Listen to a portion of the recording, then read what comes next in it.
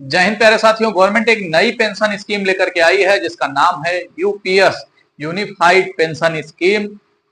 इससे पहले भारत में जो है ओपीएस लागू थी, ओल्ड पेंशन स्कीम, पुरानी पेंशन योजना। इसके बाद 2004 में वो खत्म हुआ और उसके बाद लागू किया गया एनपीएस, यानी नई पेंशन स्कीम जो लागू की गई थी। अब जो है सरकार काफी जो है धरना प्रदर्शन और इसके बाद में जाकर के एक नई पेंशन स्कीम लेकर के आई है जिसका नाम है यूपीएस, यूनिफाइड पेंशन स्कीम। तो ये किस प्रकार से भिन्न है इन दोनों पेंशनों से, और इन दिन जो है दोनों से कंपैरिजन करेंगे, यूपीएस, ओपीएस और एनपीएस में तीनों किस प्रकार से हैं और इसमें क्या जो है बेनिफिट मिलने वाला है, जो नई पेंशन योजना गवर्नमेंट लेकर के आई है। देखिए जो है स्वामीनाथन कमेटी जो है उसके रिकमेंडेशन पे ये पेंशन लाई गई है और 1 अप्रैल 2025 से लागू की जाएगी, ऐसा गवर्नमेंट का कहना है। महाराष्ट्र पहला ऐसा स्टेट है जो इसको लागू करने वाला बन गया है। इसके बाद हो सकता है यूपी में लागू की जाए। अब आइए बात करते हैं इसमें क्या प्रावधान है।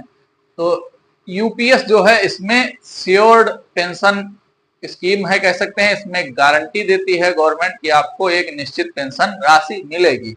अब देखिए, अगर आपने 10 साल की सर्विस को पूरा कर लिया है तो आपको 10,000 मिनिमम पेंशन मिलेगी, ये इसमें प्रावधान है।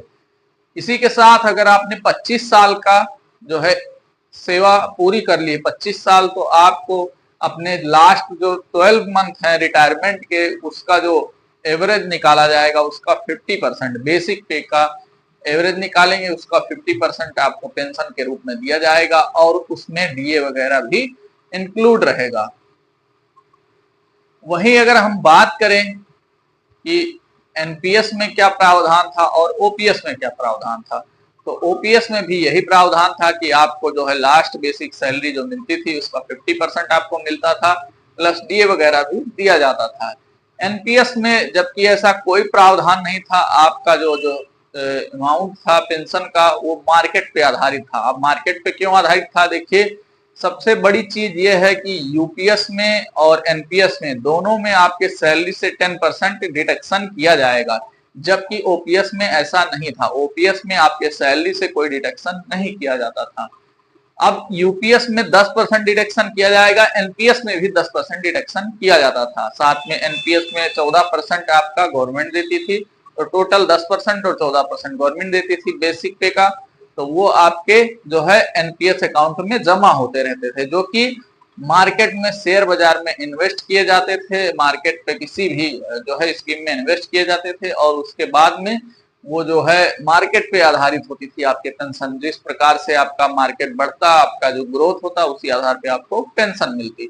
लेकिन इसमें क्या है, जो यूपीएस लाया गया है इसमें कुछ अलग नहीं है, बस सेम कह सकते हैं एनपीएस वाला ही सिस्टम है। डिडक्शन इसमें भी होगा 10% आपके अकाउंट से, लेकिन 18.5% यानी 18.5% गवर्नमेंट देगी इसमें।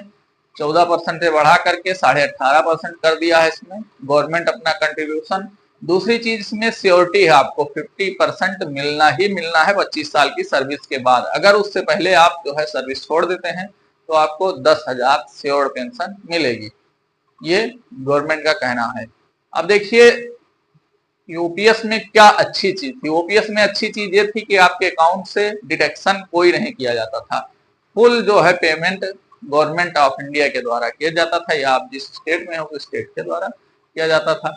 लेकिन यूपीएस में क्या है, इसमें आपके अकाउंट से 10% कटेगा। एनपीएस में भी कटता था, इसमें भी कटेगा, लेकिन एनपीएस में श्योरिटी नहीं थी, मार्केट रिस्क पे आधारित था आपका पेंशन। मार्केट अगर बढ़ता तो आपको पेंशन मिलती, मार्केट घटता तो पेंशन कम मिलती, इस पे आधारित था। लेकिन इसमें क्या है, श्योरिटी कर दी गई है। दूसरी चीज, गवर्नमेंट का जो कंट्रीब्यूशन है वो 14% से बढ़ा करके 18.5% कर दिया गया है। तो यही इन तीनों में अंतर है और ज्यादा कुछ इस स्कीम में अंतर नहीं है। बस डिडक्शन आपके एनपीएस में भी हो रहा था, इसमें भी होगा 10%। ज्यादा कोई लाभ नहीं है इसमें, सियोरिटी मिल जाती है आपको एक पेंशन की। फिलहाल इस वीडियो में इतना ही, धन्यवाद।